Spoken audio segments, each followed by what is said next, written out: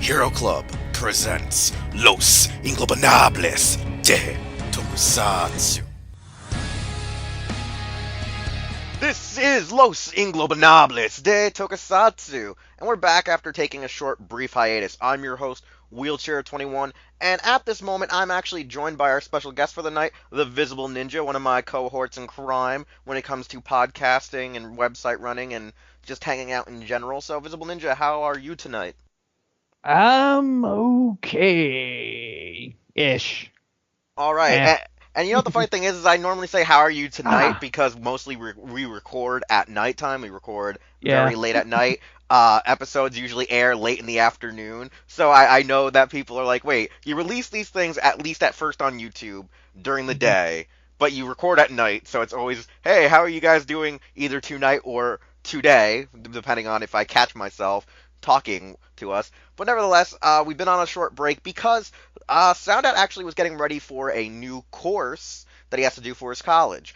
And a lot of our recordings, we had planned out several discussions in advance before he found out that his course would be taking him away from, home because he's doing this thing for a film school, a film project. And it's a film school where you're going to have to go away and you're actually brought to a set Go and away. you pretty much have like an internship where they train you in experience and if you do good, the place that like they're either hired out to work on will then maybe hire you. So it all depends on where his college gets hired from, like what studio and whatnot, and he could actually get an actual real gig. So since he was going away, we took off the time to actually record all of our discussions for the next couple of episodes. So that means a lot of stuff is like recorded before anything happens. So like there's an episode where we even state by the time it airs, Koyuger's gonna have been done for like a month. Not Koyuger, Q Ranger. But Well, we're talking about well, that yeah, we'll tonight be talking too. about that tonight too. But nevertheless, though, Visibleninja here to kick us off. Then we'll be joined by the other guys in the pre-recorded discussion, since Projekt will be there, Soundout will be there, and so will Visibleninja. So let's go down our lit list for tonight, since this is going to be a pretty, well, ironically, Super Sentai-esque slash Power Ranger-esque stacked night. Because first we're going to be talking about the announcement in the next installment in the Space Squad series. We're going to be talking about the Lupin Ranger versus Pato Ranger second quarter scans that were leaked. We also have the Kamen Rider build scans for the third quarter, as well as the Koyugers returned yet again, and Woo. we also have freaking the first true wave of Power Morphicon guests, aside from the actual commissioned ones because of Boom Studios like Jason David Frank and the Lord Draken, featurette. And there's also, the Ninja Steel Rangers because they have to be there because, Power Morphicon now Contractually yeah, they're contractually obligated. obligated. But these are we're going to talk about the actual list of guests that were actually announced, from the Ranger alumni. So, and then for our discussion, we're actually going to be talking about the 15th anniversary of Power Rangers, which was also sort of played a part into the creation of Power Morphicon, Power Rangers Operation Overdrive, because it's actually one of Visibleninja's favorite seasons. The rest of the Hey, hey, cast, hey, hey, we're hey! not, Do not put words in my mouth, good sir. I'm putting words in your mouth because you I always didn't. say that aside from saying Uh, that in other I stuff. maintain that it's not as bad as people think it is, but it is not one of my favorite. But it's one of your preferred likes, I Uh, guess. like it's one of those things is I see the good in it where other people just see like complete garbage. So But like I said, that's our lit list for tonight, and we're gonna move right into the news because we have a lot to cover. So first off, let's talk about Q Rangers freaking V Cinema. Usually this is where we have the Q Ranger Returns movie. However, they were like, nah. Instead of just making it a basic Returns movie, let's make it Uchu Sentai versus Q Ranger versus Space Squad. It was like pretty much Uchu Sentai, Q Ranger, Space Squad, and the best way to say this is that it's going to come out in, I think, what is it, August 8th or no, August no, 8th. yeah, August 8th. It's going to be on Yeah. Blu-ray and DVD as well as get a limited run in theaters. Now, the cool thing about this is this was like the reveal right after the series ended. Like if you were watching this live in Japan, the Q Rangers came on like and did like this video package saying, "Oh hey, guess what? We're getting a sequel." Like it was like, "Wait, what?" Like they literally went, "Yep, we're already filming this new installment in the Space Squad series, which will be featured by, I shouldn't say featured by, but written by the head writer Nobuhiro Miro, as well as directed by Koichi Sakamoto, and it's a part of the new thing called Visa the Next. So, yeah, the Super Sentai Returns thing kind of got thrown out the window. What's your thoughts on that with this whole Uju Sentai Oh, versus Space yeah. Squad? So, like, don't get me wrong. I really did like the whole concept of the return specials that they really started with Shinkanger, with the whole, like, Dream World thing. And they've just kind of had every year in some way, shape, or form. But since Toei has been wanting to kind of shake things up with their whole V Cinema kind of movies, Space Squad it's a good idea to do that because obviously the concept was introduced last year, but now it appears that the whole thing of us getting about one Space Squad movie a year is about right. And it's definitely cool because, Space Squad is space-based Sentais as well as Metal Heroes. And this one specifically is going to have new Gavin and new Scheider in it. But I'm guessing we'll see like cameo or like lesser appearances from maybe other Metal Heroes. They'll just like show up to help out and not get much focus or anything.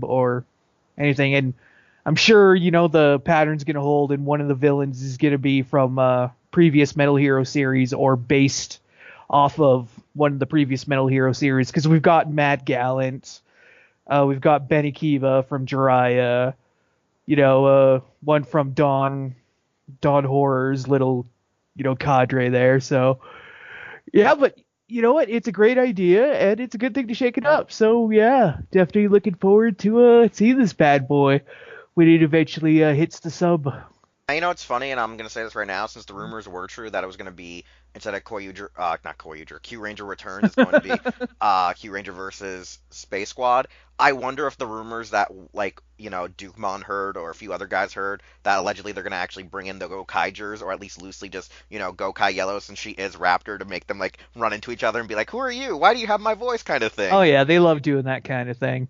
So Like, I remember I brought up that joke in one of the Facebook yeah, groups, and some dumb, like, newer fan was like, they can't do that, she's also Raptor. I'm like, she's only the voice, she's not in the actual suit, meaning she can appear as a physical yeah. person on screen. And I'm like, they're not against doing that, since Kenji Oba's been on screen with Kenji himself. Oba's done it. Like, what is it? They've done it with Suzuka Morita since she's both Kodaha and Shelly. So like, yeah, they're really into doing that kind of lampshading. When an actor's played multiple characters in the same franchise, having them Yep. meet up somehow. Yep, so I mean, we look forward to it because we like the Space Squad films, but nevertheless, we got to move on to our next Sentai, Lupin Ranger versus Pato Ranger. And so, like, this is actually a funny thing. The night that this news broke, I already knew the news was gonna break soon enough because people kept talking about, oh, the new catalog should be out any day now. The new catalog should be out any day now. And like I was like, all right, it's gonna break any second now. But when it actually broke, I was like away. I think I was like cooking something, and Darkon's texting me as if it's like Televicoon scans, and I'm like, wait, there shouldn't be Televicoon scans. There should be toy scans. And he's like, I meant toy catalog. Sorry. And I'm like, oh shit, they're out finally. And so Darkon was trying to do the entire news for just both Lupin Ranger and Path Ranger and Build, and I was like, dude, split it up. There's too much news. Give me the Build. You take the Sentai stuff and get it out faster. Because at the time, the build stuff had not fully been even out. Like, it was badly scanned. You could see like shadows from someone taking it off their phone, and not all the catalog had still been uploaded at that time. But the Lupin stuff came out really fast, and we're getting a Mhm. seventh Senshi who's actually a member of both teams. He's called Pato Ren X and Lupin X. Pato Ren X is actually our gold Senshi, and for the silver one, he is Lupin X. But they both of the suits have characteristics that you would think would be on either team per se. Like, even though like the suits sort of blend in, like because they're supposed to be like the same character, but with slightly different motifs. But due to the fact that he's supposed to be like a slide changing Senshi, he kind of has similar materials about him or elements to his suit that make you go, oh, it's just the same guy in just a slightly altered appearance. His actual changing device is called the X Changer. When it's gold, it will be a steam locomotive. When it's silver, it will be a bullet train. However, the configuration is that it's an actual transforming gun and rifle. Mhm. And ironically enough, it's called the X Train Thunder and the X Train Fire. as well as when it does combine, it will become X Emperor. It'll actually have two modes, like a Lupin Emperor as well as a Pat Emperor. And the funny thing about it is, this is the first time since Time Robo that we've had a mecha that can actually have alternate robot forms. Like, this has been a long time coming. We also have two auxiliary mecha revealed. We have the DX Scissors Dial Fighter and the Blade Dial Fighter. Oh no, no, there's four I should say. There's four, two for each.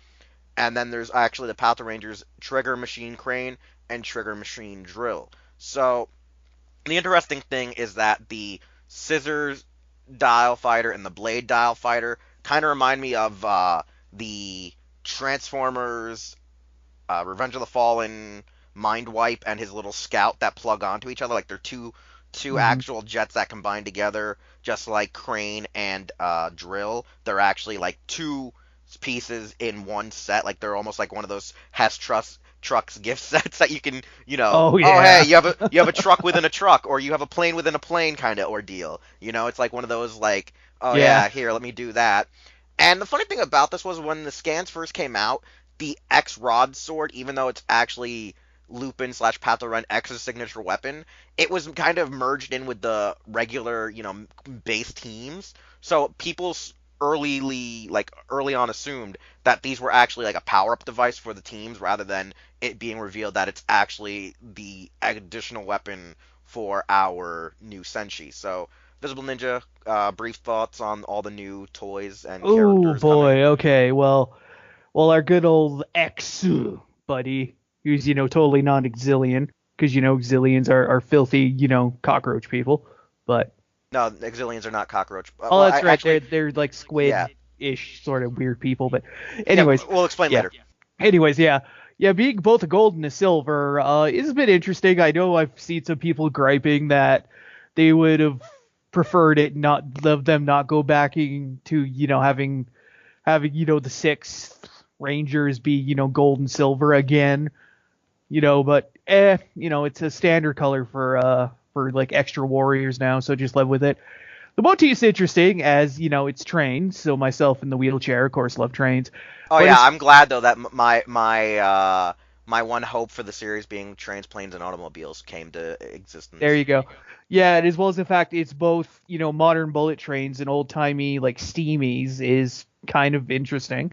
And then, of course, a kind of almost a punch counter punch ish kind of thing going on with him is kind of cool, and especially with his mecha, which again has the similar kind of two sides to one robot kind of thing, which is pretty damn cool if you ask me.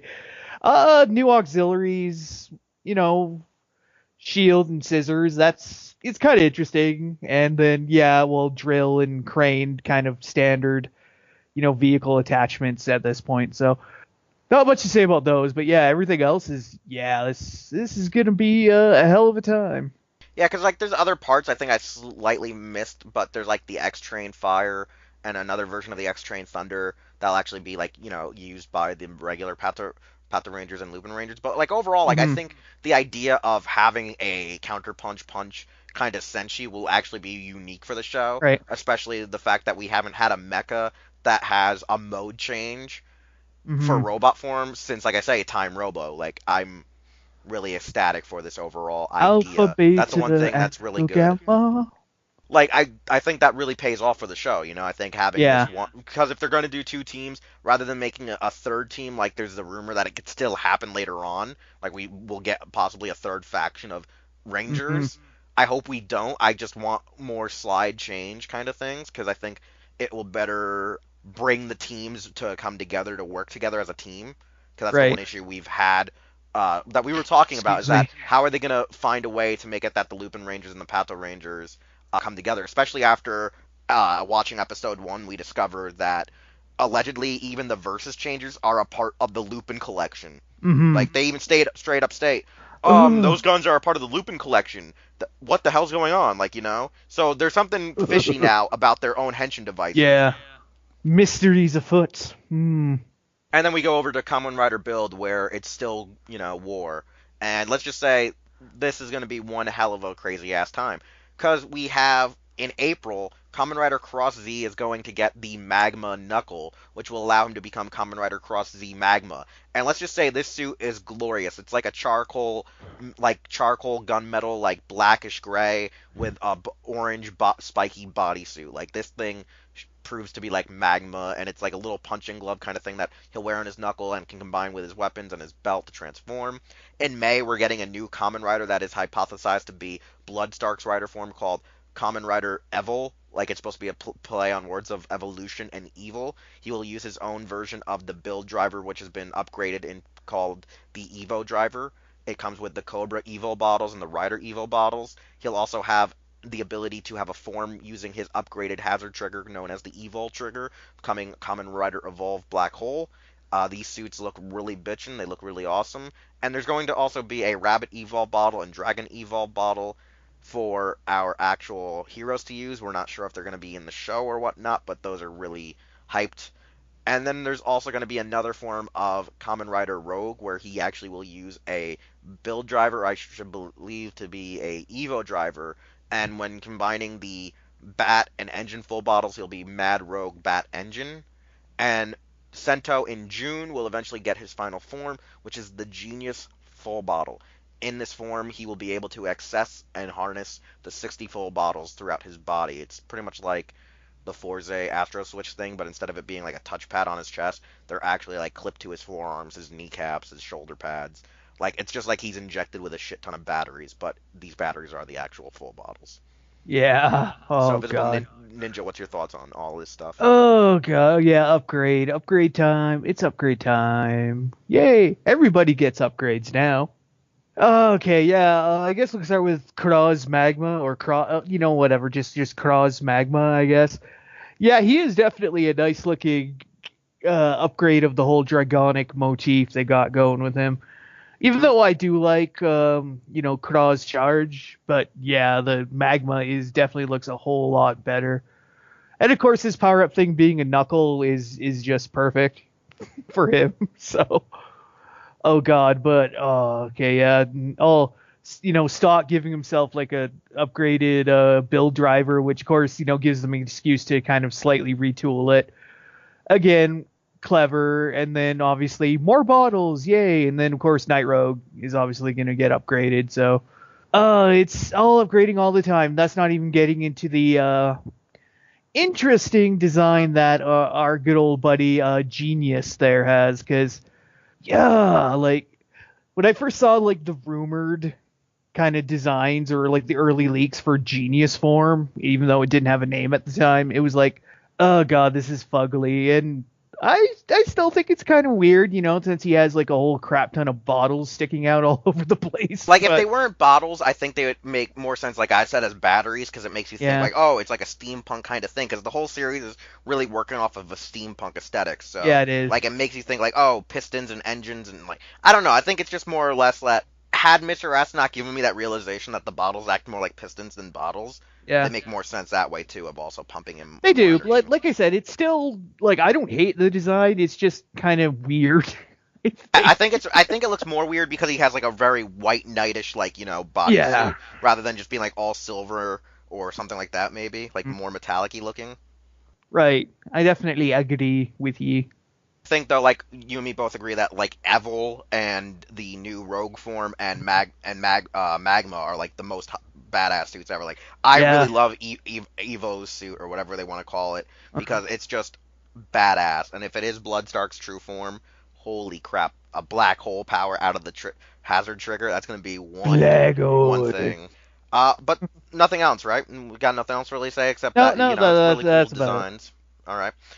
Next thing we got is actually the Juden Sentai Koyuger did return recently for a crossover event with the Brave Frontier iOS game. Now, this is a game for all smartphones, but the franchise started out as an exclusive iOS game. And what ends up happening is that the publisher, Aleem, their president allegedly is a huge fan of the Koyuger series, that he contacted Toei to work and do a crossover with them, where it brought back the 6 main Koyuger cast to do a informational, like, kind of Tokusatsu-esque gameplay version of the game itself in, real time, in a sense, where, like, the actors transform into, like, the characters of Brave Frontier. They fight a monster from the Brave Frontier franchise, kind of turned into a Sentai villain, and it's like kind of like a almost straight on RPG. Like there's pauses, you hear the ding sound. Do you want to attack, kind of a thing, and then it plays out like a movie after you you choose the situation. Hmm. Also, while they had the press conference for the unveiling of this trailer, they featured the actual Koyuger guys back in their original suits on stage, as well as featured the Koyuger suits doing a live stage show of them fighting this new Dabo monster called Dabo Bravesky. That's what Google Translate originally came out as, but I think it's supposed to be Dabo Bravest. Hmm. And he's actually like a super otaku. Like he's supposed to be one of Candelia's monsters. He's like happy. He loves Koyugers, and he doesn't want to just like prove to them that he's their biggest fan. He wants to prove to them that he can beat them, and they defeat him on stage. But the reason they did this event with this new Dabo monster was to also show what Brave Frontier did with Toei. They gave them a little bit of money to make an episode 33.5, where this episode allegedly took place during episode 33 of the series to 34. And it has it that Lucky Arrow and Candelia are trying to find the Koyuger base, like in the actual episode, but they stumble upon one of her monsters that had been missing for a long time, which is Dabo Bravesky, who then has this weird idea of, oh, let's get real fans of Koyuger to show up. We'll use them as hostages to lure out the Koyugers, and then I'll beat them. And then, plan goes amiss, he loses, and yada, yada, yada. But, they gave us a brand new episode of Koyuger, as well as giving us this awesome crossover trailer featuring this cast to promote the game. This game, after being delayed since last fall, is going to finally release sometime this month from what they explained during the event. Like they're saying that it should be out by February 22nd, and the original game released in 2013 and actually went worldwide that December. So Brave Frontier 1 is already, I think, available on iOS and Android for everywhere, pretty much. So, Visible Ninja, what's your thoughts on the return of the Koyugers? Well, damn, Kyoryugers just keep getting extra shit thrown at them. Just don't they? I mean, first, you get the series itself, which was pretty good. Like, don't get me wrong. But then, you have Korea going completely gaga over it to the point where they actually kind of pay to make an exclusive series just for them. And Bandai's like, okay, well, why don't we make, toys just for you too? Awesome. And then they're like, hey, let's actually bring all the stuff over to Japan and, put it out over here on, P Bandai. Yeah, great. And then everybody's like, wow, yeah, awesome, Kyoryuger, woo. But okay, I'm going a little off topic here, but yeah, bringing the whole gang back together again, years after the end, and actually managing to shoehorn it into the series as well as making it, an unsubtle, paid advertisement for a game, probably not as bad as, Final Fantasy 14 Dad of Light, but though it's still a great series. Go watch it, but still. This is an amazing thing. Like, obviously I haven't seen yet. It's not subbed as far as I know, but that's probably going to change fairly soon. So, I actually do really look forward to seeing this extra little slice of Kyoryuger. Yeah, I love to see it sub, so I know how the correct way to name this monster is. If it's yeah. Brave Ski or Brave Est. Mm-hmm. Nevertheless, though, let's go to Power Morphicon announcement for the guests. This is a huge batch. This is legitimately 22 actors appearing. So we're going to run down this as best we can, as fast as we can, and then just pick and choose just a few people we'd like to talk about. All right. First off, from Mighty Morphin Power Rangers, we have the American actress for Scorpina, Sabrina Liu. We also have Rita Repulsa's actress, Carla Perez, and the Alpha 5 voice actress, Romy Sharf, who, if I recall, is the voice of Invader Zim, I believe. Power Rangers Turbo, we have Carol Hoyt, who was the Divatox for the first half of the series, and Demetria. The reason they brought her in was because at the time, Hillary Shepard was going through pregnancy, so they brought in a body double and stuff. They also had Derek Stephen Prince there, who is the voice of Auric and Elgar, and he's done other voices for the Saban shows, as well as dubs that we've seen, like Uryu, Kenichi Joji, if I recall correctly, and other stuff. In Power Rangers Space, we have Christopher Kamen Lee, the Red Ranger, Selwyn Ward, replacement Red Ranger from Turbo / Blue Ranger in Space, Tracy Lynn Cruz, Yellow Ranger, Psycho Red Ranger, which is Patrick David. He was, I believe, the voice as well as the human form of the character in that one episode. And we also have Melody Perkins, Astronema / Lost Galaxy Pink Ranger. We also have from Lost Galaxy, Serena Vincent, Yellow Ranger. Power Rangers Time Force, we have Jason Font, Dan Southworth, and Kate Sheldon. If you don't know who Kate Sheldon is, she is an Adira. I know some people actually forget her name and just remember her character. Wild Force so far has announced Princess Shayla and Marie Crouch. Dino Thunder has Jeff Perazzo. Ninja Storm has Jorge Vargas Jr., Navy Thunder Ranger. Pink Ranger from SPD, Sid. Her actual name is Ali Perrott, but I'm pretty sure a lot of people know her because she's been in other TV shows since then. RPM's Mike Ginn, the Gold Ranger. Dino Charge's Brian Meja, the Red Ranger. VR Troopers Mike Hollander, he was JB. And actually this time it's not an April Fool's joke allegedly from Scott Zillner himself.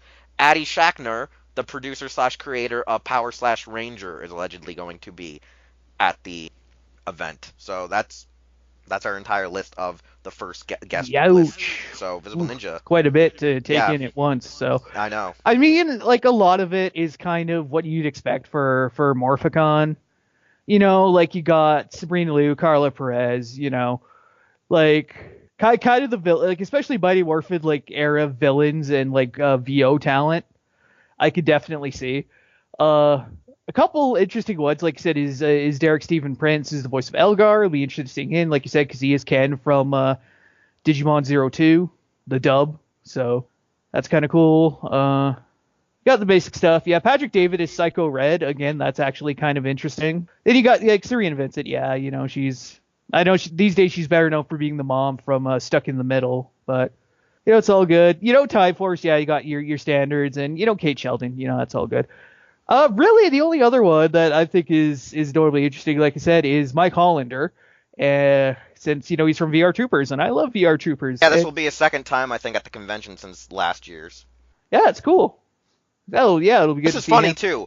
Since I haven't been to the last 2 Power Morphicons, that's 13 new guests that I haven't met since my first time at the 3rd one. So, since I'll be there with Projekt, Sound Out, and hopefully, you know, our boy Brian Benjamin, we're gonna be there. You know, we're gonna try to do interviews with cast, interviews with guests, like actual attendees. You know, those kind of people like us, the filthy scrubs, and give an overall coverage. But nevertheless, I look forward to these guests, and I'm really hoping, you know, some of the names that I really want to also meet are gonna be in the next wave. I'm pretty sure, like by the 3rd or 4th wave, if we have that many, by how they're doing like the waves of 20.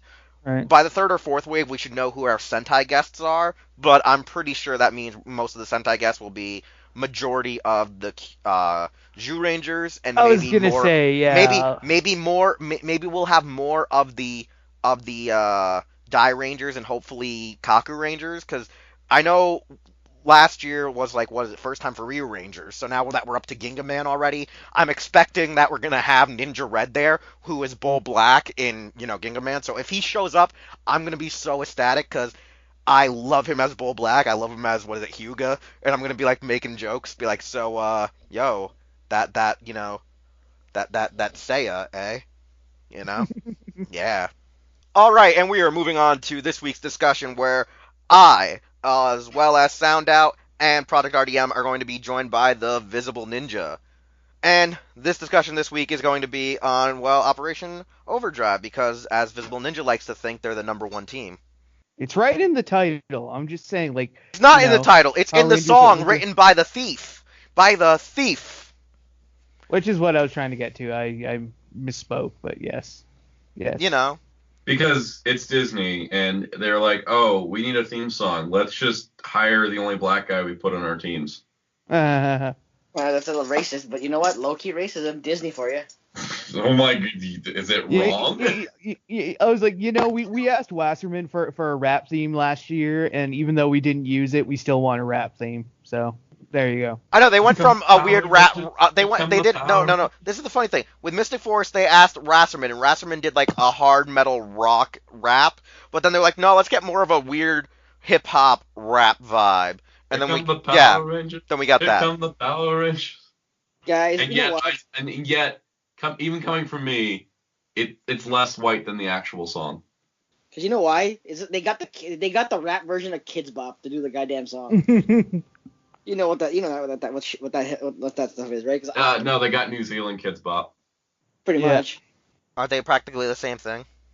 60-40. Practically, but if you're being like serious, maybe not. Who knows? But one of the reasons why we decided to talk about Operation Overdrive is I'd rather talk about Mystic Force. I know, I'd rather talk about Mystic Force too, but it was one of the reasons why we wanted to talk about it was because we wanted to hear Metal's ludicrous reasoning as to why it's really a good series, as well as the fact that Visibleninja has been on a Bokender kick and has been bothering me to rewatch Bokender, which I've actually been doing. Good sir. Ready go, Sasumi Boken. Good sir, I've never said it's a good series. I've just said that it's better than people give it credit for. I'm not saying it's a good series. Here's the funny thing. It is not a good series. Here's the funny thing. I never say that it's better than what people give it credit for. I sometimes say it executes things better than actually the Sentai did, even though I love the hell out of the Sentai. Because you just love the hell of the Pink Ranger, okay? No, I love more than just the Pink Ranger in that Sentai. Hey, we can all agree Overdrive is better than Ninja Steel.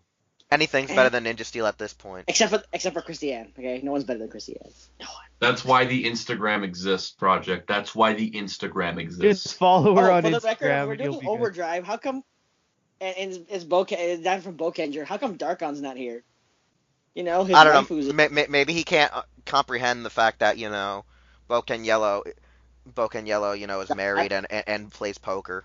At least it's not like Mega Pink, who's a sex offender. Wait, that's right. Wait, no, you're making the allegations off of what you've seen in Mega Ranger, not in actual real life. I mean, like, she literally apparently groped her friend just randomly out of the blue, and she tries to sleep with every dude that walks near her. You say that like it's a bad thing. Sounds like you would jump at the chance of that woman. She's also the only one that wears a bikini, because her nice conservative Mega Yellow friend just, like, wears the one-piece bathing suit. No wonder why she's and Miku's just running around just like she's always showing off because she's always dipping forward. And then she had a health crisis and was like, "Oh my god, I'm like 100 pounds. I'm too fat. Let me go eat diet crepes while some weird Japanese man sings to me." This is actually a thing that happened. No wonder why she did all those nude shoots after the show. I mean, I think the funniest part is that I'm literally not making any of this up. This actually happened in Mega Ranger. This is like when I talk about things that occur in Time Ranger that make no effing sense, but then I'm like, it makes no effing sense because it couldn't be adapted into Power Rangers. Pretty much. Like that one time when you find out that the hot school teacher is actually getting boys to be a actual young gangsters and mafia freaking group of kids that are actually like terrorizing and beating up old people and getting money from them. It's not as bad as Mega Ranger, where the three boys wanted to gangbang their student intern teacher. Oh, I was gonna say this almost sounds almost as bad as some of the other shit that happened in Time Ranger that dealt with a lot of up and up, typical primetime cop drama bullshit. Let's face it, a lot of situations in Sentai, especially in the 90s, could come off as a JAV. Just anything at all was on it. Yeah. Oh god, she's the best. Let's talk about Operation Overdrive, which was supposed to be the commemoration of the 15th anniversary of Power Rangers. Or we could talk about how Signal Man reproduces. No, we don't talk. No, stop this. Don't turn this into a Sentai-centric episode, even though there'll be Sentai-centric references in this episode to Bokender. Because, we gotta talk about Operation Overdrive. Gotta go, ready, go, Sasumi Bokender. Oh, yeah, and there's also another reason why we're talking about Operation Overdrive. Because this is a plot twist that a lot of people tend to forget. It's actually the season at the same time that occurred when freaking the first ever Power Morphicon occurred, specifically due to the fact that the original Power Morphicon was actually funded for a Make-A-Wish kid. And, the Operation Overdrive team was, one of the first marquee teams to appear at Power Morphicon. So, yeah, think about that. Because, like anything in Power Rangers, it'll never happen on its own, but the wishes of a child or the greediness of a businessman will make it happen. 60-40, so you be the judge. So, let's actually talk about Overdrive, because we're going off tangent. Do we have to? Yes, we have to. We have to. It sounded, remember that one time when Wheelz got caught with that midget with the donkey and the Jolly Ranchers? Oh yeah. You know what the worst part is, though? This is a gag that I've heard before, and I'm trying to remember which comedy act you stole that from. Wheelz. Do I look like the black guy from Operation Overdrive who's stealing people's materials? I like how Well, nobody remembers his name. He's not worth remembering, okay? it's that bad that He's just the black guy from Overdrive. That's all we know him as. I know this is really effed up. I'm just gonna actually go and find out. Oh yeah, it's Samuel Benta. The name just came to me. You know, the man who did nothing wrong. Yes, the man. How about we try to remember his character name? Will. It was Will. You know what the sad part was? Was one of my friends said was it supposed Will's to be? a thief. You know what the best part was? Was one of my friends said to me, "Is it supposed to be a reference to Will I Am?" I doubt it. I doubt that. God, the sad part. argue? Oh, like God, what were their names? It was Will, Dax, Ronnie, hot Filipino Asian no, girl. I remember Oh yeah, their Rose. names. I was trying Rose, to remember Rose. their surnames. Wait, they actually had Hey, last at names. least they're better than the They had Mega Force last Rangers, names. which like Yeah, Dax or the Lowe, Samurai Rose Rangers. Ortiz, Ronnie Robertson. I can't remember Will's though. Didn't have a last name because he was really a Cylon.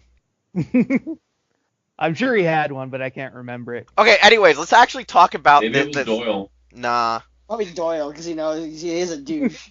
nah. Now let's actually See, talk. You're counting. He's not my father. What is this? Now let's actually talk about the goddamn stupid ass show, because the weird thing about Overdrive is, I would say at least 70% is still taken from Bokenger.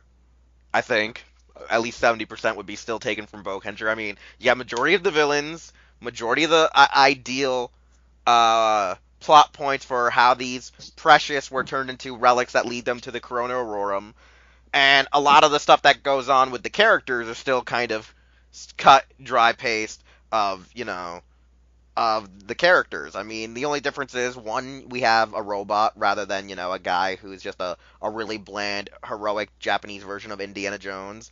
Then we have, Whoa, whoa. He's not. He is not bland, sir. Akashi at times, the immortal Fang, is kind of bland. Even his own team says he's bland. But he loves adventure. Then you got Will, who honestly, technically, has more color in his character than actually what's his face in Basically, Bokenger. he's the blackest Black Ranger we've ever got.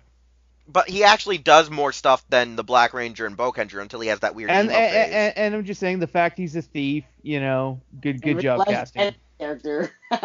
Then we have he's a security counselor. Now here's the thing that's funny.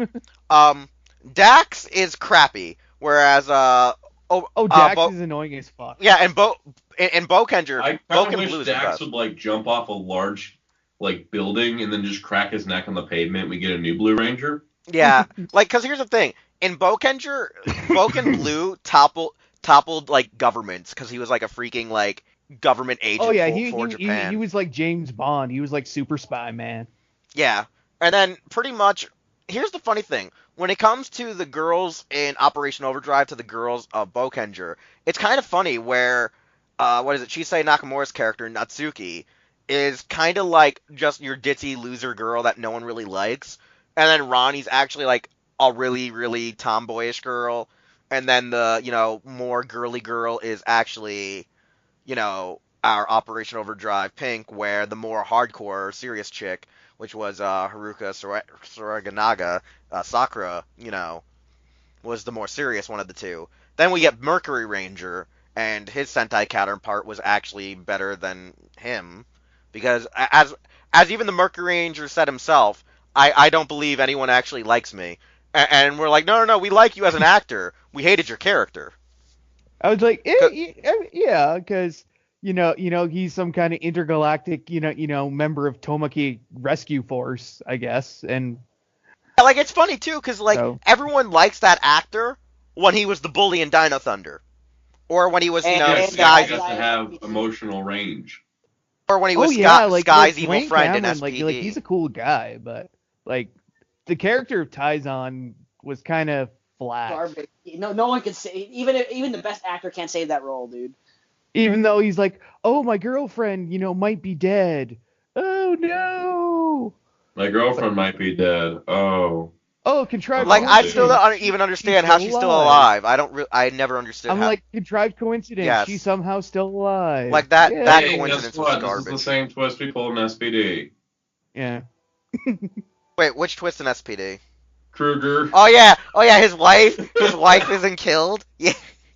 His wife is dead. Oh, no, look, she showed up in the last episode. She's just been held hostage by Emperor Grum the entire time as he whipped out his spin sword and mortified her every day. And then he got into house arrest. That should be like the sequel series to SPD, Grum's House Arrest. Oh Lord.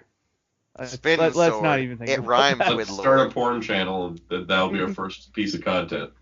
It's literally the SPD parody. Emperor Grum's house arrest. Or Master G shows you his spin sword. No, thank you. How about he teaches you how to use Mojakara? Oh no. No. Will, it's symbol power, Oh yeah, symbol power. Sorry. which makes it even dirtier now thinking about And Yeah. the best part is you can still put the spin discs on there. Okay, God. so it. Maybe a looser fit than expected, but you So- certainly can. so here's the thing. And the fire one would give you super gonorrhea, but yeah. But here's the thing. When it comes to Operation Overdrive, The dragon one gives you chlamydia. okay, but when it comes to Operation Overdrive, like, The 8 gives you the clap. okay, Oh, God Okay, damn. moving on. No, wouldn't it be when you get the Ebby one, it gives you the clap?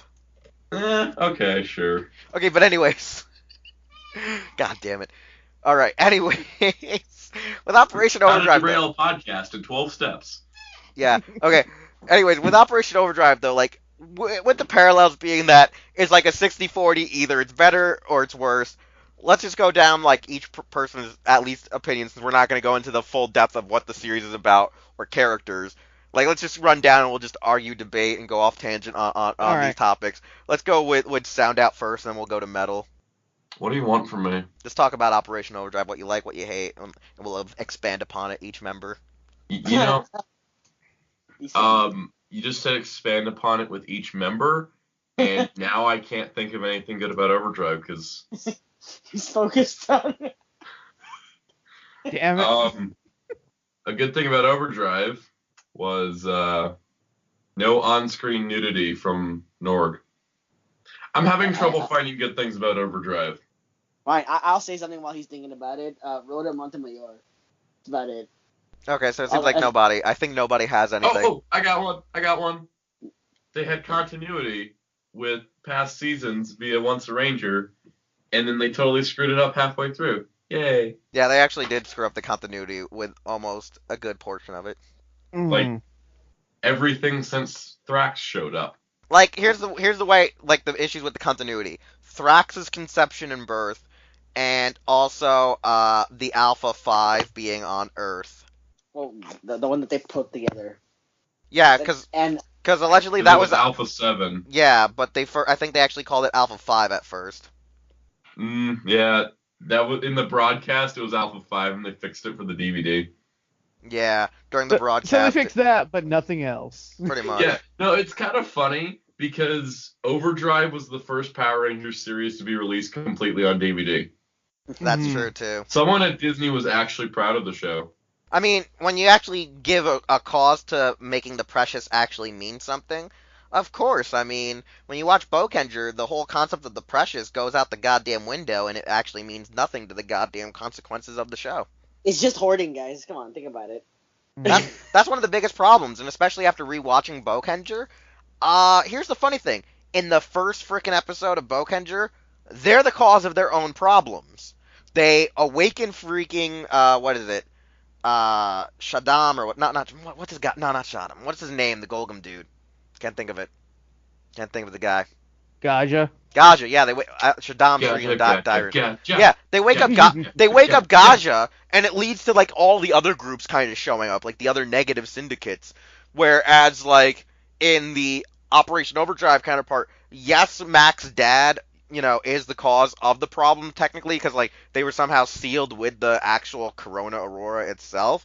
But then he was like, well, it's going to take me a year to figure out how to actually make my own Power Ranger team to stop these villains. Which is kind of weird that a rich guy was like, instead of finding already veteran Power Rangers to take them down, he's like, no, I'm just going to find other people to take them down for, like, make my own team and make them take them. Like, what? For this being the 15th anniversary, you would have thought he would have just once rangered their ass and just be like, get random actors from the previous season. The Sentinel Knight would have done that. Yeah, Sentinel Knight would have woken up and been like, yo, Mr. Hartford, I see you have these powers here. You mind if I take them and lead you to find some people? Like, that's literally how Operation Overdrive should have been booked. I like how the Sentinel Knight, once he's introduced, solves all Power Rangers continuity. I restored their powers because I did. You know, think about it. The guys who didn't have their powers at the time, they could have been the They could have been the Overdrive Rangers, right? Like, yeah, like honestly, the biggest issue with Overdrive, the ones that like, can't morph. Okay? yeah, the issue with Overdrive is that's how the Overdrive should have been booked. Was that you get 4 past Rangers and then force, Pinocchio robot child to be the red, and the other older Rangers have and then the older Rangers having an issue with the son being the leader when they've all been, actual members of another team, so they have to come together and deal with a new rookie, and because they could have used that like almost like Gal Ranger versus Super Sentai, where like episodes have a little bit of clip shows of them talking about their time with their teams to help mentor new Red Ranger. You know the only problem with it is? It would have taken a lot of effort. Music rights. Yeah, because that's why the 500th episode was so ass. Because they couldn't use any music, because Saban kept the rights to the music so he could profit off Disney for 10 years. Pretty much. But yeah, no, one of the things about Overdrive, though, like I was saying, is like the actual way of how the Corona is like split up. They're like, oh yeah, all these relics are actually clues to how to get the Corona fully completed. And it kind of makes me wonder, though, why was the Corona put on Earth? Like, I thought the Corona came from outer space, so why did he decide to hide all of the jewels on the goddamn... Knight. Yeah, why did Sentinel Knight hide all of the jewels on Earth? No, the answer is Sentinel Knight. Still doesn't make sense. No, it doesn't supposed to make sense. The answer is Sentinel Knight. Mm-hmm. Yeah, because I guess he just does it for the troll, the lol. Legendary War Negaforce, the answer is Sentinel Knight. He wasn't there because he was projecting all the past Rangers via the Ranger keys. Stop trying to create continuity. I will always try to create continuity, and the Lost Galaxy Rangers died in the finale, and anything after the Terra Venture colony crashed is totally a fever dream, and they're all actually dead. Well, it explains how Robo Knight can show up, without notice during the legendary battle. So, yeah. Right, so... And already dead Galaxy Rangers. So this is turning out like ass. Anyways, Visibleninja, you tell us something that you like about Overdrive. I'll extol my thoughts on the Overdrives.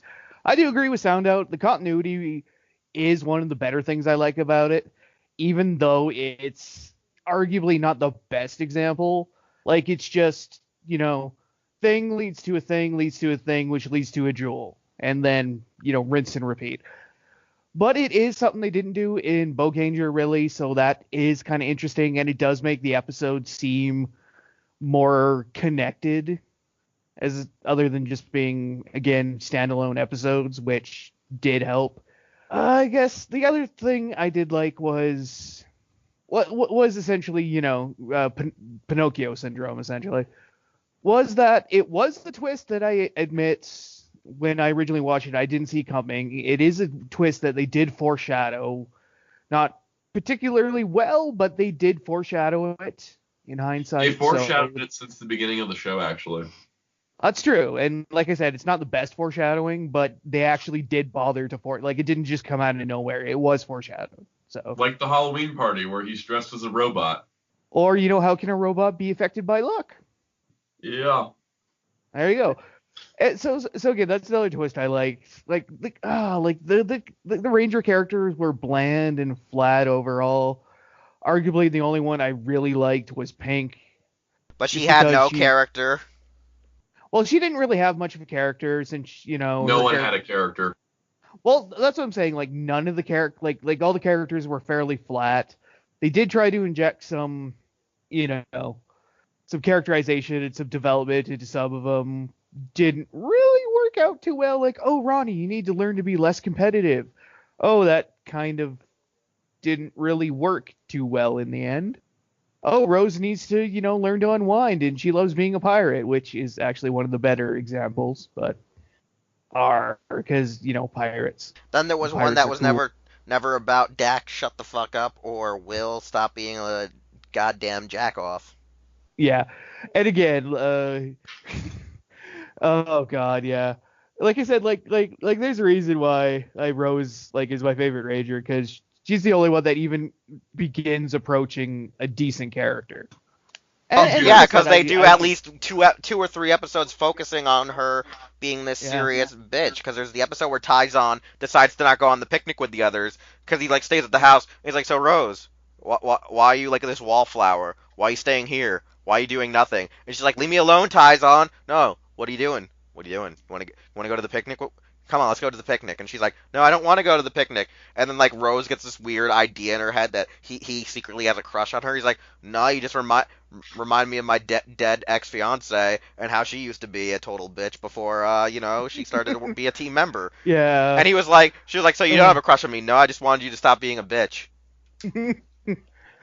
Oh yeah. The whole villain faction thing, again, it was a carryover, and I still question them swapping out Gaja since they still used his final form anyway. Well, why are you gonna use? Here's the thing. Why would you have your American villain be walking around in a almost archbishop priest kind of uniform like Gaja did that could be mistaken for a Ku Klux Klan uniform?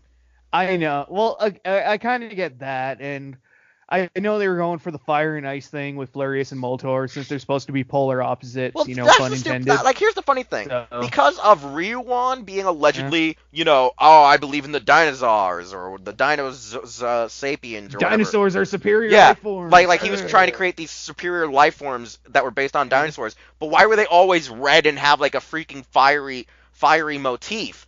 And it's well, obviously he must be a freaking monster of fire. He must be from the Gigantus continuity.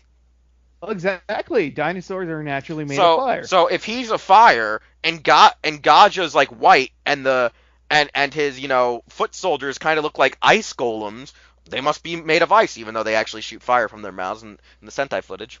Yeah, because they're supposed to be some kind of dead dolls or something that have candles in their mouths, which they're kind supposed of to never be referenced. An actual Japanese totem, an actual thing. Yeah, I know. But how they look to Americans, they look like ice golems. Again, Flurious design wise wasn't bad, but a typical problem, especially with the so-called Neil Saban era, is the villains tend to be very flat and just kind of at best they're hammy, which is probably the best they could be. Otherwise they're just generic, gravelly villain voice who just wants to do villainous things to conquer and destroy. And at least Flurious had a little bit of personality to him and a little bit of because of his thing with fucking Moltor. So at least there's that. A little bit. I'll say this right now, the biggest I'm issue... jamming with faint praise. The issue I have with the villains... Well, it's not really the issue I have with the villains. One of the things that I like about the American side of the villains rather than the Japanese side, even though there is some fault here, is that with the American concept of these four factions, there are episodes that actually show them fighting each other and having these standoffs. Whereas in Japan, usually they did have fights or standoffs, but they weren't as extensive as you would think they were. Like some of them were more Mexican standoff levels, where the first time we ever see the negative syndicate of the Ninja Clan, what Camdor's based on. The first time we see it, Gaja just shows up at their base and he's like, "Hello guys, why don't you come work with me?" And Shizuka of the Wind, who is what Miratrix's counterpart, just puts a blade up to him and is like, "Let's ask the magic owl what he thinks." And the owl's like, "Fuck off, mate." And then Gaja just, nicely leaves. And then, in other installments, when Gaja first meets Ryuan, all he does is activate a spell to seal him away. Ryuan breaks out and then cuts Gaja, and then Gaja falls. All of them are, really swift, betrayals or, get out of my house kind of scenarios, where in America, they actually gave you a real sense of conflict and rivalries between the villain factions. Like, no one really wanted to take each other's shit too long. You know, they were actually very volatile. And that's like what at least led to that whole episode with Thrax going, hey, jack-offs, maybe if you actually work together for once, you maybe could get the job done. You ever thought about that? Nah, your personal pride got in the way. And I'm like, hey, Thrax, if what you say is true, then, you know, Dark Spectre's forces of evil should have actually been able to overtake the universe a whole lot goddamn faster than it really took them to. The And that's how answer we is get Power Sentinel Rangers Knight. 2. Exactly. It's like Yeah. continuity. What's this? It's All right, Sentinel Knight. It's the yeah, continuity. all right. I guess I'll just like finish that. Like, Fear Cats and Questers, they're essentially the same thing. Just they're not demons from a, like that. Like, there's not the whole demon thing there, but whatever. And Camera Matrix, I'm like, they're just kind of a watered down version of the ninjas, so whatever. And no Funky Owl. That is bullshit. I mean, the Funky Owl does show up in its monster form in the finale. Well, I know, but still, whatever. I got a question. Yeah. Mm-hmm. Why does the theme song say there's 5 different villains looking for the same 5 stones? And there's only 4 groups of villains? Or if you're counting individual main villains, there's a total of 6.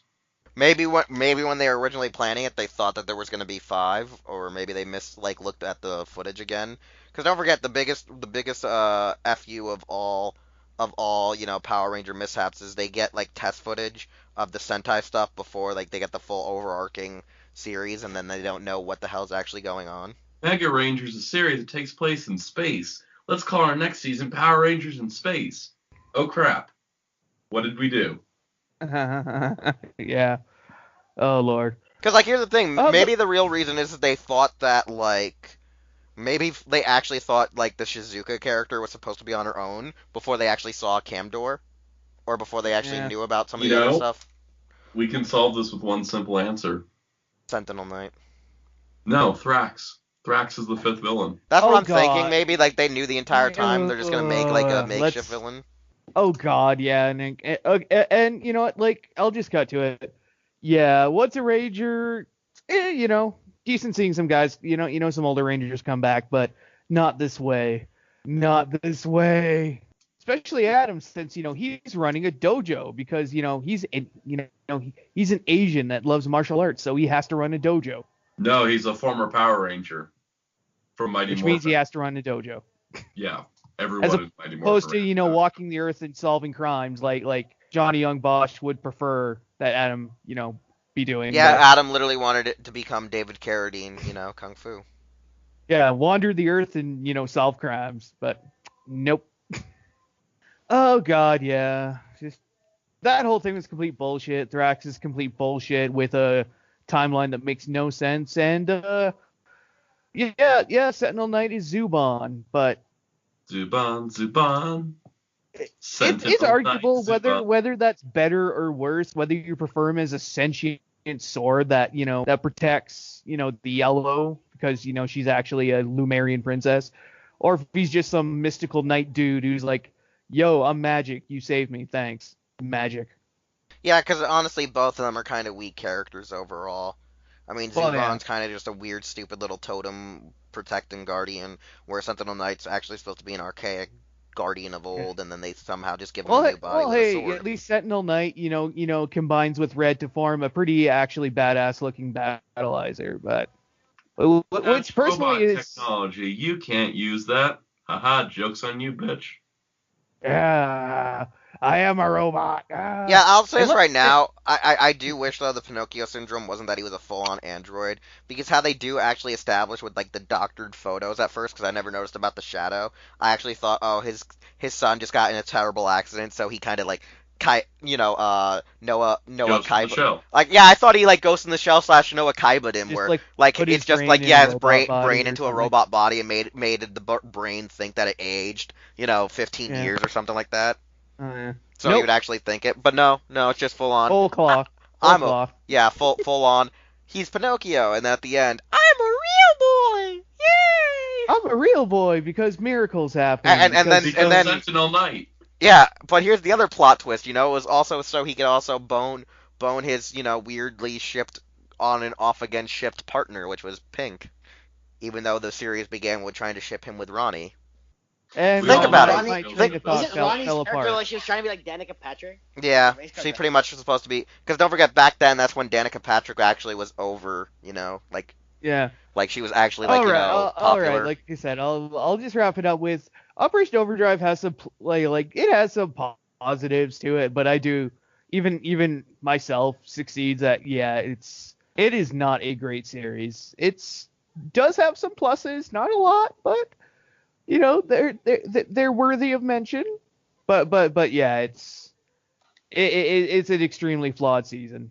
Like, I So. think the problem with the flawed part is the fact that at this point Disney wanted to kill it. So, like, it seems like with some of the actors they did hire, they didn't really give a rat's ass. Because, as you can see with a lot of the extras they had, some of them have either continued to reappear throughout all of Disney's run into the Neo Saban era, or they were just there one time only and got. I mean, don't forget. Don't forget Thor. Thor became a Red Ranger. Well, yeah, Thor became a Red Ranger. What is it? Fuck it. Norg was Kelson Henderson, who's been in a shit ton of series. So. And he's finally been a Power Ranger, and he was a Red Ranger. I still love I still love the meme though from Ninja Steel where they clip the part from SPD. I would love to be a Ranger, specifically red. Boom, you would love to be the Pink Ranger. Yeah, I would. Like, I'm just still glad people, That's the best reference thing that. to come out of Ninja Steel. It really is. Kendall Henderson, finally a real canon Ranger from an alternate universe, probably. But yeah, nah. Other than that, what the one thing we haven't actually talked about though about Overdrive is, the bitching mecha. Yeah, it's so good. I bought it twice. I know it's really weird because I still need to get Bokendra mechas. It's funny though because a friend of mine's actually willing to sell me. I know they're good. So I was trying to good. I was trying to get them when the series was airing, but as the series was airing, there was that whole early thing that was going on that if you didn't know the right sites, you were still paying out the ass for them, which was my problem during the time of Bokendra's run. Like, god damn. Bokendra is probably go, one of ready, go, so send me Bokendra. One of the thing about like the Bokendra mecha is the fact that it's literally the Gal Ranger idea, but with vehicles, which was like the giant like. Oh, dude, when I saw that shit, I lost my mind when I first saw Daiboken, and I saw that it had exchangeable arms. Then, like, arms became feet. Then the arms and feet became another mecha. I was like, oh my effing god. This is literally Gal Ranger, but with pretty much Lightspeed Rescue and Turbo and Car Ranger. I was like, okay, I'm done. I'm good. This is amazing. Because, honestly, I gotta say, one of my favorite things is the fact that Daiboken is very, I guess, universally sound once you start adding on the other attachments. Like, once you start adding in drill, you add in shovel, crane, mixer, and hell, even when you add in, what is it, jet or stealth, it's great. You have, what is it, Daiboken, Super Daiboken, what's the final one? Ultra Daiboken. Yeah, Ultimate Daiboken.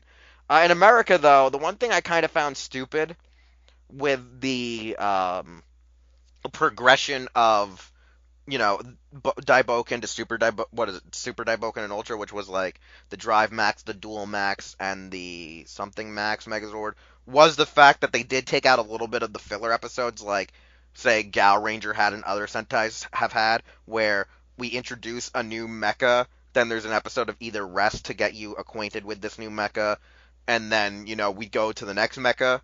Whereas in this case, they were just like cut, force it all in. And then so at some point, they passed the drill to Ronnie. Yeah.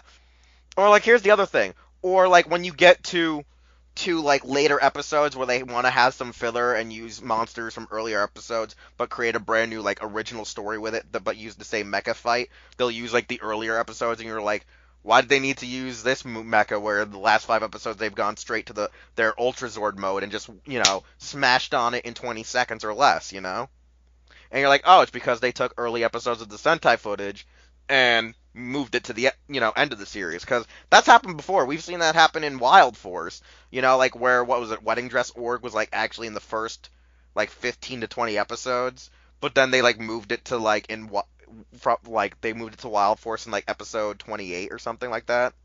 Like they just moved it further along in the storyline. So it's like one of those things. I think that the mecha are amazing. I think that Or if how like Saban used to do Sixth Rangers, where they would just introduce them really early and then have them just leave for inexplicable reasons for 10 episodes and then come back.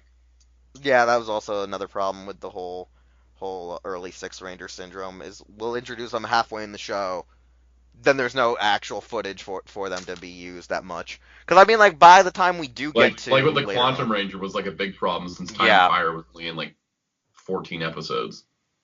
yeah. I mean, like when you look at it by that point though, Disney was safe with the Six Ranger syndrome. They were safe. Disney was safe. They didn't have to Disney worry. didn't go with the Sixth Ranger syndrome. Yeah, they didn't have that problem because Six Rangers were well established at that point, where it was like, well, we kind of don't need to do the, hello, goodbye kind of crap with them. I mean, Yeah, just introduce them later. yeah, well, no, I think the only problem we really had with Sixth Rangers per se with Disney is still with Dino Thunder due to the fact that the character of Drago Ranger was a character that was towards his own furthering his own motives, so he would work with the Rangers if he needed to or not work against them, so they had to create the clone of the White Ranger so they could get away with doing the scenes where he's fighting them again. Yep. And that was probably like the only hectic thing they've ever done, I think, in Disney ran Power Rangers. And I gotta say though, if this was the point when Disney wanted to kill the show with Overdrive, you could see it. But then they were forced to make the next two seasons, and Jungle Fury, while Jungle Fury is still a little bit of a weak show, It's still a good, yeah, solid it's a lot show. strong. It's a lot stronger than Overdrive, which is a little ironic and It's funny. stronger than Mystic Force even. I wouldn't say that. I don't. It's consistent. I don't know. I don't Like get that vibe at times with Jungle Fury as I do with Mystic. Jungle Fury is a very consistent series. It's not like I'd say it's like the greatest or the worst. It's like it's very middle of the road, but it's very much it stays the same. Like it doesn't it doesn't rise or dip in quality. It just stays the same the whole time, which is really nice compared to like some other seasons where they just are a roller coaster. I don't usually see it as the roller coaster syndrome. Sometimes I see it as like, you remember that weird like what do you call it? The game on Price is Right where like it's the mountain climber and you gotta like either match the prices or not just or get as close to the top as you can without falling off.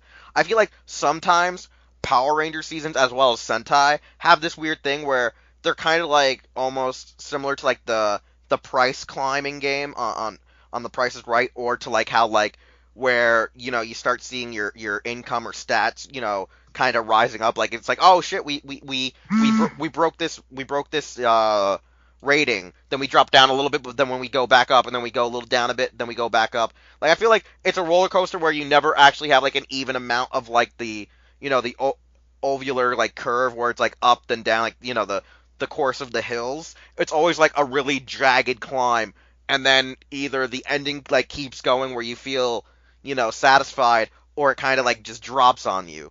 And like when watching Jungle Fury, I feel like you almost kind of get like the more, like I say, the kiddie roller coaster where it's like up, then there's down, ups and downs, and like maybe that's the good thing about it trying to be consistent with itself. But I feel like I sometimes prefer these Power Rangers where they have to go 0 to 60. Because like with Mystic Force, they do that weird jarring thing that old school Toku did kind of try to do back in the day, where once you get to like episode 35, they're like, oh shit, new villain introduced, and that's our end game. Like where the script is flipped. And I feel like Magi Ranger does try that, and at times I don't think Magi Ranger pulled it off as good as actually Mystic Force did. But then you have Operation Overdrive where they're like, oh no, no, you don't have to worry. Here's all the villains. There's freaking 4 factions, and they hate each other just as much as they hate the Rangers. So this is going to be one crazy ride. And the only other thing I can't really figure out though is with Overdrive, would they have been able to cut it off right then and there? Would they have been able to cut it off right then and there, and would people have been happy with it? I don't think so.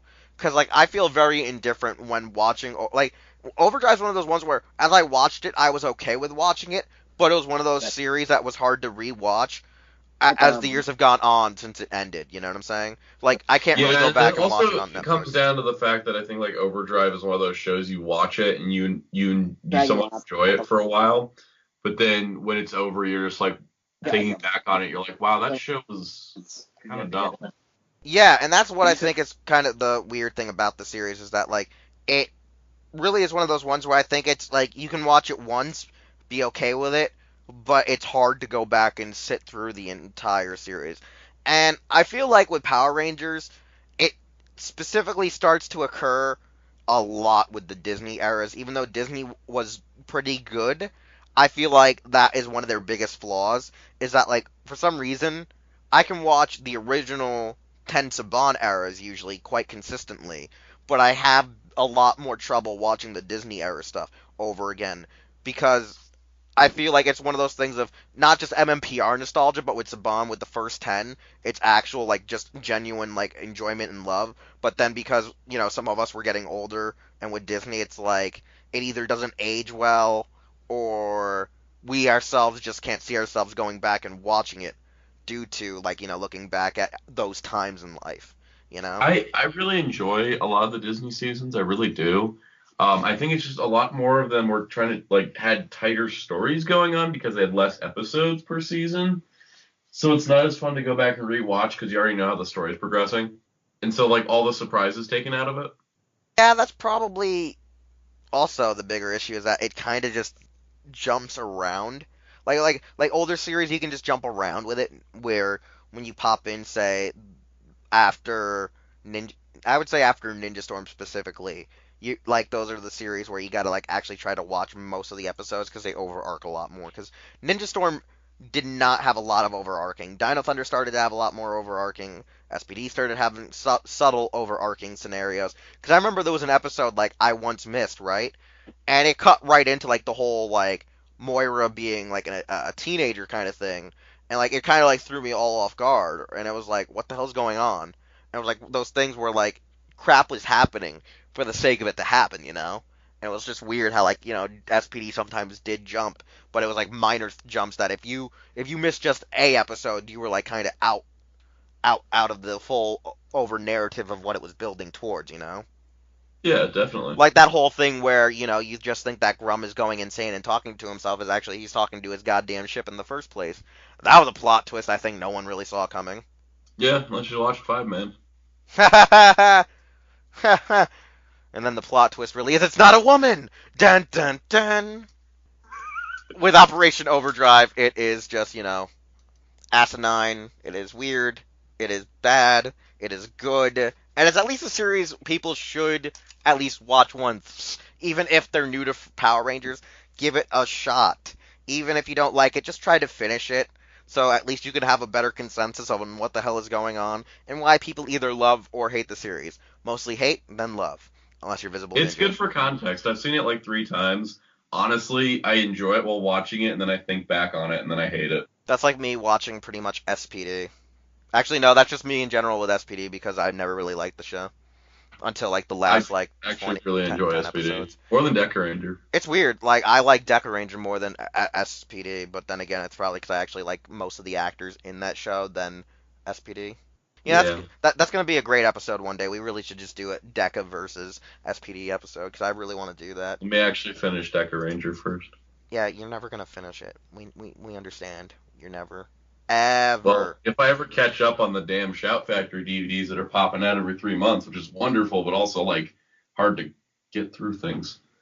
Yeah, well, maybe if you Especially the Mega stuff with Ranger your kind game. of sucks at times. Yeah, that's the one thing about Mega Ranger, where it's like it's great, but then it gets slow, then it gets great, then it gets slow, and then it's like a giant kick in the dick, and then it gets Like it slow. was great, and then Mega Silver showed up, and then things slowed down afterwards, and they haven't picked back up again. It's like in Ginga Man. Ginga Man is like an easy series to binge, but I feel like a lot of people are gonna think it's slow as fuck at times. Yeah. Because I mean, I like I'm Ginga just, Man. I think I'm more interested in Ginga Man because it's so different from Lost Galaxy, where Mega Ranger is like, Well, Ginga Man has a better context Yeah. than Lost Galaxy too, because there's actually context with what the fuck's going on. Where Lost Galaxy is a jumble mess, mostly because they weren't gonna produce the series, and they were gonna produce a series, and then they didn't get any of the goddamn suits on time. and they didn't get the money they needed. Pretty Still, much. Still, Power Rangers Lost Galaxy is Ginga Man meets Star Trek, and I dig it so much. It's also what happens if you let, Judd Lin make you go bankrupt. Yep. His original plan, like reading about his original plans for the Lost Galaxy arc, makes me really sad it didn't actually go through. Yeah, because as my biggest joke always tends to be, what the fuck actually is the goddamn Lost Galaxy? It's like, it was like utterly effing nothing. And then basically the Lost Galaxy was the Ginga Man footage portal instead of being the Dire Rangers. Yeah, there's a lot more issues that were going on there, but nevertheless, though, like we said, Operation Overdrive. Check it out when you get the chance. Give it a shot. If you don't like it, just do it. It's all Just get it done. right. It's not terrible. It's Yeah. not amazing. It's just alright. It's like watching the first third of Power Rangers Turbo. Turbo Ninja, Turbo, Turbo, Turbo, Turbo. Taba taba taba taba taba taba taba taba taba taba taba taba taba. Turbo Ninja. Nevertheless, though, let's do the rundown of how people can start contacting us at, so we can wrap up this show. First off, Visible Ninja, since you were technically the guest, you go first. Yo, check me out on the Twitters, Visible Ninja 0. Excellent. Check out my 2 YouTube channels with Visible Ninja Gunpla if you're interested in Gundams and the model kits. Or Visible Ninja Reviews for, well, basically everything else I do. And, of course, check out my Twitch, Visible Ninja EX. Not a lot going on right now, but I'm hoping to change that, so, yeah. Alright, sound out. Plug your shit. I would, but we're on recording, so that's just going to sound nasty. Anyways, I'm on Twitter at SoundOut12. I run a YouTube channel. I guess we can count it as running, but, you know, it's a thing. It exists. I've been doing it for a while to some level of success. And, yeah, SoundOut12. Alright, I don't know if Project's back from arguing with his brother about taking out the dogs, if people actually heard it on this episode, but you can follow him on Twitter at ProjectRDM, Project1 on Instagram, and that's that for him. Whereas for me, Wheelchair21 on Facebook, Twitter, and YouTube. My Instagram is Taja_Doyle, and if one day it actually changes, I'll let you all know.